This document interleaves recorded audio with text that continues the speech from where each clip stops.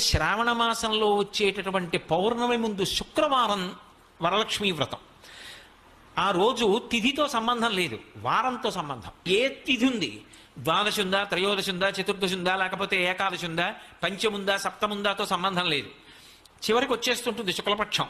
పౌర్ణమి ముందు శుక్రవారం ఏమొస్తుందో ఆ శుక్రవారం నాడు వరలక్ష్మీ వ్రతం చేస్తారు.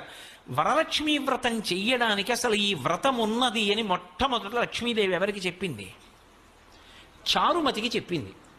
తెల్లవారు లేస్తే మనం కథ చదువుతాం. చారుమతి ఆ మాటకు అర్థం ఏమిటి? నిజానికి అద్భుతమైనటువంటి పేరు, ఆడపిల్లలకి పెట్టడానికి పరమయోగ్యమైనటువంటి పేరు చారుమతి. ఎంత చక్కటి పేరు! చారు అంటే సత్, మంచి అని.